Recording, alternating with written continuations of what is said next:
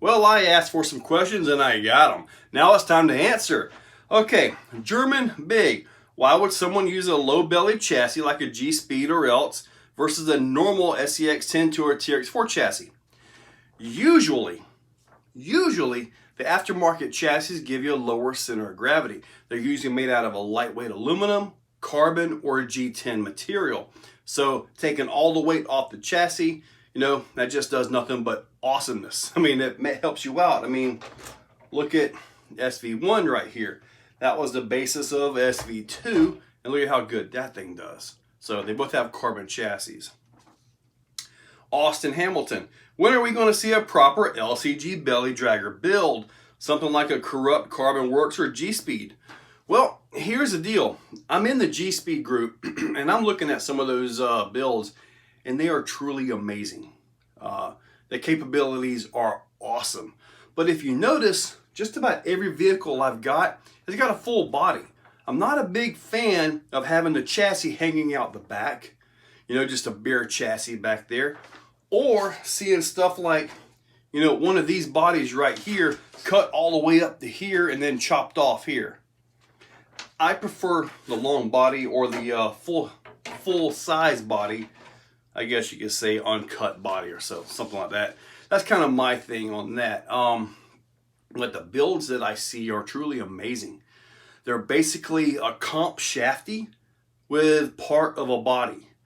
Maybe I'll get into one. I don't know yet. Not quite there. Maybe. RC Punisher Z. You're probably one of the most. You're probably the most knowledgeable guy on YouTube in regards to RC. Thank you for that. I've learned more than I thought was possible. Big thanks, dude. Well, dude, thank you for watching. I really mean that. RC Workshop. You have to grab one rig off the shelf and go out right now. What is your go-to rig? That guy's awesome. If I had to take one rig and go outside, it's going to be something I can jump, something I can have a blast with, something I can rip donuts with. And I'm going to tell you guys, woo, I don't want to fall on my head. The Rift. I have built this into a phenomenal vehicle. Love this thing. It is an awesome vehicle. It can crawl bouncer style and it can fly high. So I'm real happy with how that rig's come out. Wasn't cheap to get there. All right, James Briscoe, how many slices of cheese do you prefer on your grilled cheese sandwich? One, because if I eat too much cheese, things get clogged up afterwards. RC Dingus, if you have to have only one basher and one crawler forever, what would you choose? The basher is pretty simple. It'll be the X-Max, just because it can take a lot of abuse. And the crawler, believe it or not, is also a Traxxas product, the TRX4, because it can take a lot of abuse. Very few issues, especially with the TRX4. It's proven to be a home run out of the gate back in 2017. That's kind of what started my channel, the TRX4 Defender. Shot a couple videos in the road and it started getting views. So here I am today, right? But those will probably be it, just for reliability's sake, you know, not having to work on them or mess with them. Not have to worry about the C-hubs breaking on like the capper front axle right there, you know, stuff like that. George Gibbs. I have learned a lot much for you in a video. Newcomers on how to set up your car. Like, why would you use different oils in the shocks, and what are you looking for, and what springs and all that stuff. Well, a few guys say I don't really know anything about shocks, but for me, they seem to work okay. I've done the real thick oil, and although it's good in the rocks, it really suffers when you got to move along. The suspension just simply can't move fast enough. So I tend to kind of be a little bit more softer on the oils. So it's kind of a compromise. As far as springs go, well, that depends on your vehicle. A lot of factors into your springs and the shock oil, shock type as well. But as far as just a general how to set up something like this, will be so different than how to set up something like this. So it's kind of hard to do. It's kind of more your preference in driving. You know, I like a suspension that can move fairly quick. So, but I don't want it to just bottom out and bounce. So I'm kind of somewhere in the middle on the oils as far as the dampening and all that goes. If I was to build a very specific slow crawl only, then I would use a thicker oil. You know, nothing but crawl, just thick oil. You want all the control and everything. But I do a lot more than just crawl with each of my vehicles. All right, hey Joe, my name is Joe also. This is Joe McKenzie. Love the content, perfect mix of crawling and bouncer action. Great job, Exoplex. What are you planning for the crawling courses? All right, as far as the crawling courses go, I would love to get a bunch of natural rock and actually surface all the concrete that I've got and build it all natural rock. It would add a little height to it and completely change up everything, both the surfaces, the grippiness of it, my tire choices may change. You know, I do plan for another line of rocks on the freshly cleared area on the back side of that. So got that going. Got to find some concrete. That's our Florida rock. So RC for all. Hey Joe, what do you like doing outside of the RC hobby? Thanks, really enjoy your channel. Sleeping. I typically get to bed around 10:30 to 11:30, sometimes 12. On a day that I don't have to get up at 5:30 and go to work, sometimes it's 1 or 2 in the morning when I leave the table doing the installs and all that stuff. So sleep is very valuable, and that's not a lot of it. So, all right. Peter McIntosh, what was the RC that got you into RC? So, barring my years as a kid when I had the Traxxas Blue Eagle, the Kyosho stadium truck that they had out, Outlaw maybe is what it was. It's been a long time.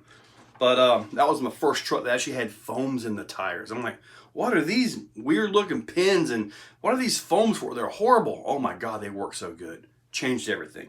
But in modern times, what got me back into RC was the Venom Creeper.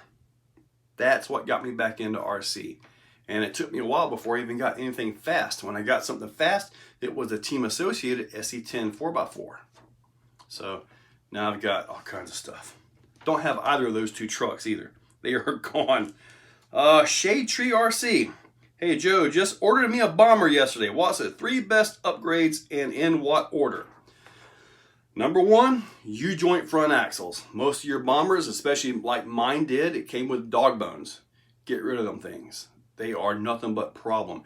You can make them work, but you gotta really limit your steering. And if you happen to land wrong and that steering just goes a little bit too far, the dog bone is gonna come out of the cup and now you have a broken vehicle. So those will be my number 1. And then a servo. Just go ahead, look online, find yourself a good brand. Usually something in the $40 to $50 range is plenty for the bomber. Like the 25 kg or the 35 kg off of Amazon.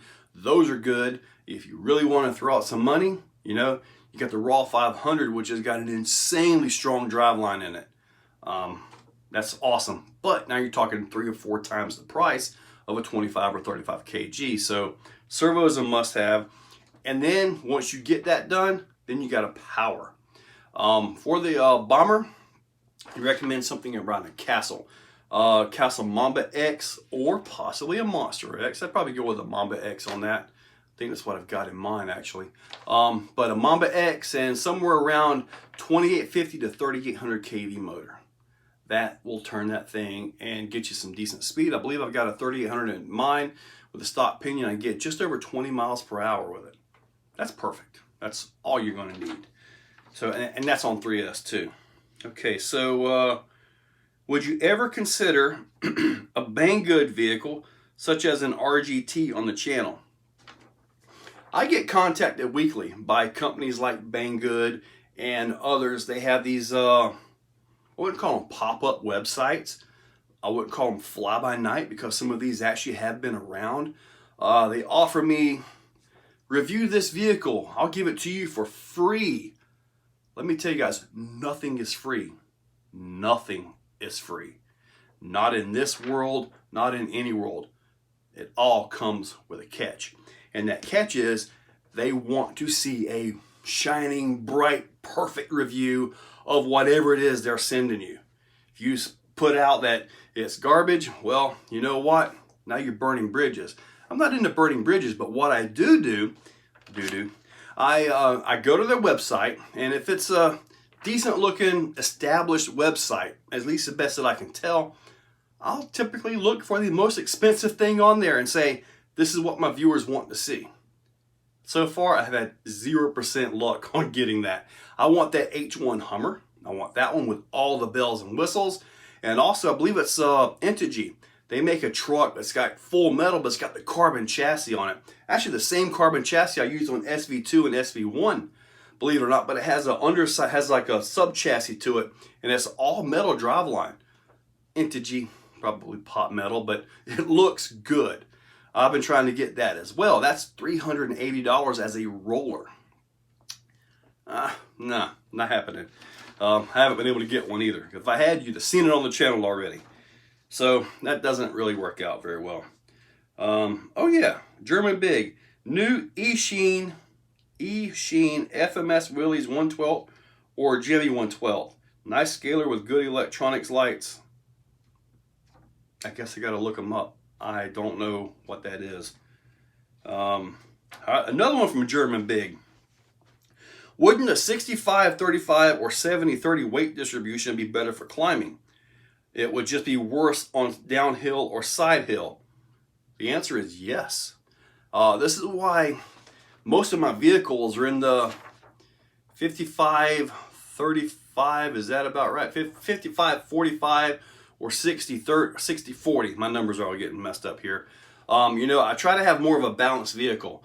If all I did were climbs, then it would be, I would try my best to get like 80-20, you know, everything up front, everything, because all you're going to do is climbs.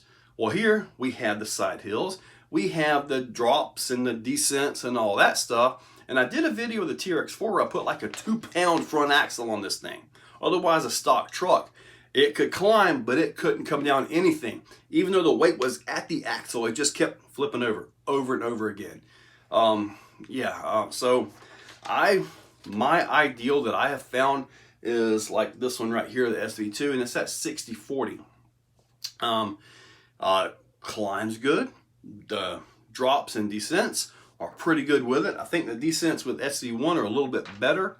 However, I've got the dig, so I'm able to pull that front end a little bit better, even on the drops, believe it or not.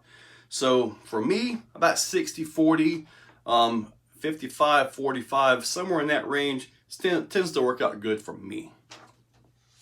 So, the back of it. Okay, I got one for you. Chad Lunsford. Thanks for the cool content, dude. Yeah! All right. Yeah. Peak RC. Any plans to travel? Fundura 2022 would be a great destination for an overseas trip. I'd love to, but I'm locked down in a full-time job. Been there for 23, almost 24 years. I got the channel. I've got the vendors I deal with. I'm a vendor for Vidavon now, as you should know. So time is more of an issue. If I do get to travel, there is one place I want to go, and I actually want to travel to China. I want to actually go visit Arthur and actually see the Vidavon shop. That's something I want to go do. But the way things are in the health of the world right now, that ain't happening. Now we got one more here. Now this is a good one. Apocalypse Zombie. Have you doubled your money that you spent originally on the Rift yet? Of course. I probably got 4 times that amount at least. You know, the $500 price tag is the cheap part of that truck or that buggy. Just like most anything around here, usually for me, buying it is the cheap part. But what's weird is, that was the last question. Once you get the vehicle, It's like the parts at $200 or $300 here. Oh, that's easy. That's nothing. I already got the vehicle. It's just a part. I think it's a mental thing. I'm not sure. But anyway, guys, hopefully you enjoyed this question and answer. I probably missed quite a few of them, but anyways, hopefully it was good enough, and hopefully you liked the video. Liking the video helps. Comments down below helps. Even a thumbs down actually shows interaction, so that's a good thing as well. The affiliate links are down below. Use those. They help out the channel because, you know, affiliates get a little bit of a commission on that, and that helps me to afford some of these things, especially that big old Rift that's sitting up there. Yeah. So anyway, guys, check that description. Use those links. Make sure you're subscribed, and thank you all for watching. Of course, you expected that as an ending, right? Well, guys, I want you all to have a great day. Thank you all for watching.